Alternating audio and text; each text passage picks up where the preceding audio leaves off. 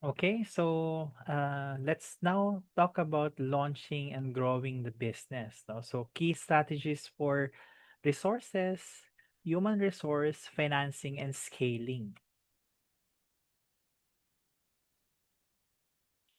So managing resources and operations. So we have different type of resources: financial, human, physical, intellectual. No? So later on, we'll discuss more about these different types of resources. No? So operations planning, there's this workflow, supply chain, and quality control. No? So making sure that these are all aligned, no?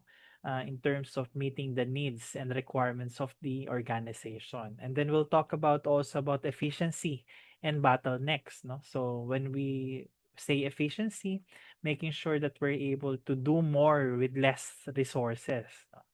And then tools like the ERP, dashboards, and lean thinking, no? So ERP is the enterprise resource planning, and then lean thinking is making sure that continuous improvement initiatives are in place, no? So making sure that we review our processes and all those non-value activities are cut or reduced to a minimum, and then we leave where all the processes are those only value adding to the organization. So we'll be discussing more of that. So different types of resources in business. Financial resources, these are the money available to fund operations and growth, no? So includes cash, credit lines, investment and capital from debt or equity, no? So good examples are loans, venture capitals, and retained earnings. Then we have this human resource. Ito palagi sinasabi in an organization, human resource is the most important resource, no? Kasi nga, these are the people who drive success, no? So these are the skills, knowledge, and efforts of employees and leaders, no? So it covers recruitment, training, motivation, and retention, no? So examples are managers, engineers, sales staff, support teams, no? So kaya nga 'di ba palagi natin sinasabi, we make sure that the attrition is kept to a low level kasi there's also cost involved in training new employees, no? So one good example is ano na lang, you hire a new accounting advisor, no? So obviously uh, we hire based on experience, no? Kahit gaano pa ka-experience yan, when they join a new organization, you have to learn, no? How the organization works, no? So different processes, kahit sabihin pa natin pare-para sa mga accounting yan, meron kasi mga different approach in doing the work, no? So there's also different platforms, no? Sabihin para kahit sabihin natin the end result is the same, you still have to there's still learning curve, no? And that also there's also related cost to that, no? Physical resources, these are the tangible assets needed for business operations, no? Buildings, machineries, equipment, vehicles, raw materials, no? So examples would be your factories, offices, warehouses, production tools, no? So kung work from home ka, your computers, your furniture and fixtures, your office chair, your printer, ano pa ba nakikita ko dito sa paligid ko, no? So I also have uh di yata kasama, well, dual, if you're using dual monitor, no? So right now I have also an extra monitor with me. Intellectual resources, these are the intangible assets that provide competitive advantage, no? It includes patents, copyrights, trademarks, brand reputation, business know-how, no? So from my experience from my previous company, Pfizer, no, so they're heavily investing on products research and development, no, so they and then it's being tied out with a different patents, no. So this good example would be company logo, proprietary software, unique product designs, no, even yung ano na lang trademark like Pfizer made it. Ano ba yung sa BDO? We find ways, 'di ba? Metrobank, you're in good hands. Ano pa ba? Ah, GMA, 'di ba? Walang kinikilingan, walang pinoprotektahan, serbisyong totoo lamang. Ano pa ba yung mga branding na madalas natin naririnig? So yun. So building a team and managing human resources. No? So we have to make sure that workforce planning and recruitment is in place. No? So this is not an easy job, no class. Recruiting is not an easy job. Kaya nga it follows a lengthy process. No? So like for example, today I received a resignation just now. So one of my leads resigned kasi ang reason niya is magpapahinga to focus on growing a family. So pag gano'n wala na akong wala na akong habol dun 'no. So family 'yun, eh, siyempre 'no. So, my next step is to communicate with her, check with her kung meron bang support yung company that we can extend. Pero kung eto na yung dahilan niya, so it could be high time for her to really step down from the corporate ladder, no? So, ang pwede kong gawin ngayon is I'll check whether we can backfill the role. So, ang next kong gagawin is to request approval for backfill. Pag na-approve, and then we post it to LinkedIn. Tapos from there, we interview candidates.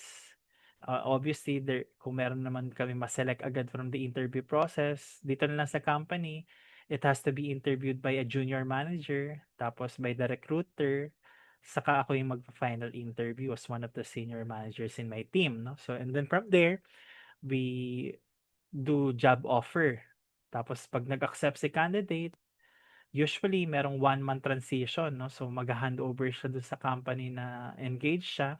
Tapos from there, pasok sa amin, dito na papasok yung training and development, no? So meron kaming 1 month training period with our training specialist. Tapos from there, saka siya ngayon fully transition to to production to operations. And then we check the performance, no? So we have 30, 60, and 90-day formal review. So i-check namin whether this person is able to cope up with the targets within the organization. So kung right fit ba siya, kasi 'di ba meron tayong tinatawag na probationary period, no? So that's 6 months, and then after 6 months we uh, come up with a decision whether to keep this employee or not, no? So we regularize or we keep this person permanent on permanent status. So we evaluate, and then we also incentivize, no? So in our company we do quarterly assessment. We sit down with the employee, we talk about the strength, weaknesses, no, of that employee, tapos what are the action items to address these weaknesses in order to um, make them successful in their role, no? So we also make sure to motivate people, no? So meron kaming tinatawag na monthly accounting appreciation awards, no? So we we reward people who complete tasks, and at the same time with quality, no? So we also, kasi nga 'di ba, we're doing books, we make sure that they are of high quality, no? And then organizational culture and leadership, no? So we've talked about that earlier, no? So different types of leadership style. We also talk about the different characteristics of an organizational culture. Excuse me. Financing the business, no? So what are the different sources? No? It could be self-funding, it could be via loan, or investors, or crowdfunding. Now, obviously, from this, we do financial forecasts, we do budgeting, and then we look at our cash flow. Ito pala, class, no? So we're not going to discuss more of this, no? You should have an idea how to do financial budgeting and how to create your cash flow, no? So I'll be sharing with you relevant links, no? So I initially I've created a YouTube channel where I include all my previous discussions, no? So I have discussions on cash flow. If you're interested, no, at least to have an idea how cash flow works, no? So look or check out those links that I'm going to share with you. Now let's talk about debt versus equity trade-off, no? Debt, ito yung dahil nga 'di ba, you have to finance your business. It could be via debt, no? So maghihiram ka ng pera sa bangko. It could be equity, so ownership, no? So pag-uusapan natin 'yan later on. Ano ba yung advantage and disadvantage of uh, financing your business via loan or via equity? And preparing finances for scale, no? So say for example your business become stable, so you're now expanding, so you have to make sure that finances will be also available when you expand. Okay, let's talk about debt versus equity trade-offs, no? Debt financing, so loans, bonds, or credit, no? So these are the certificate of indebtedness. So different advantages would be owners keep full control of the business kasi nga wala ka namang pinapasaling iba.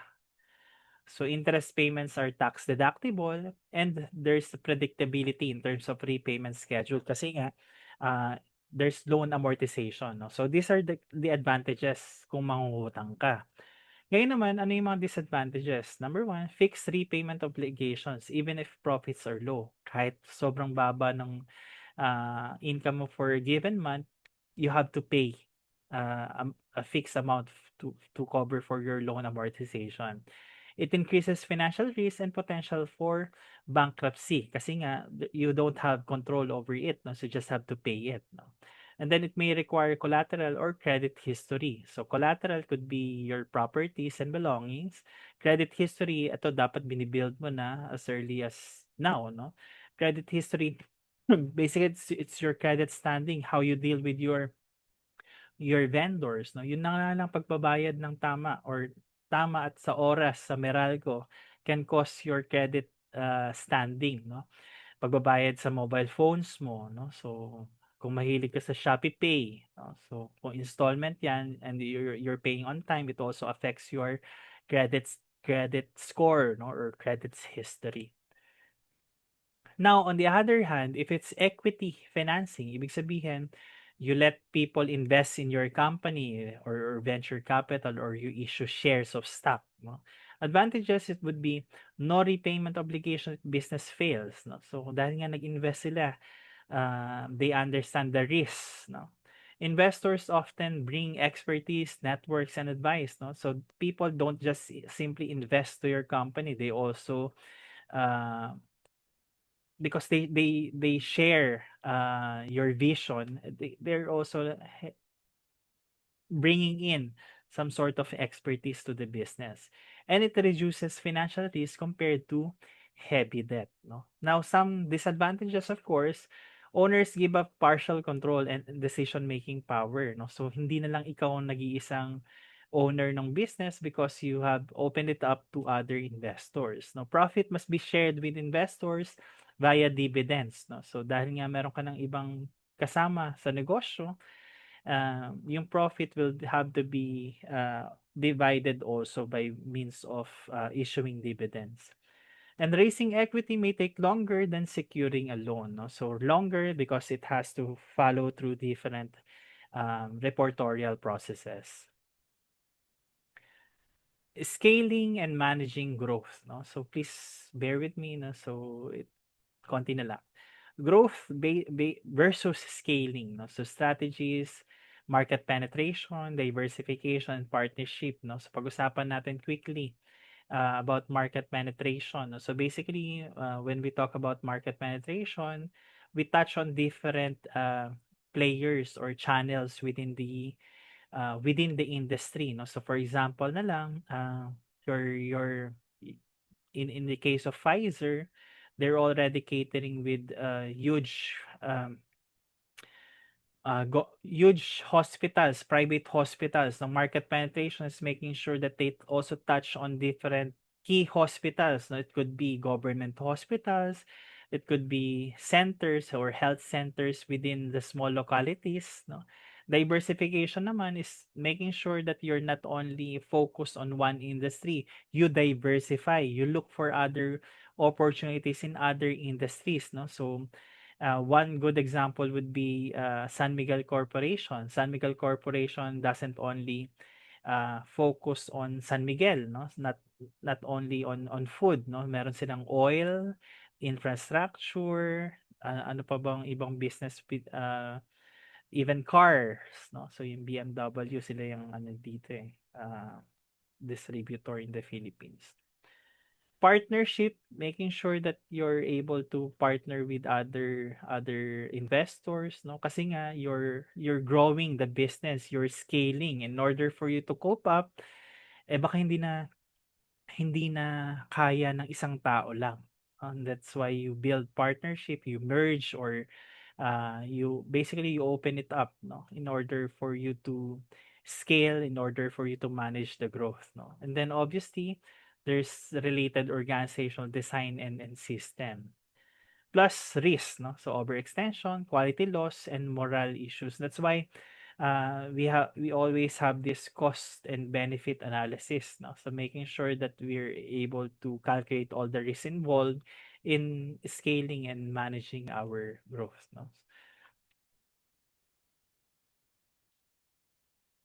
Okay, let's stop ko muna 'tong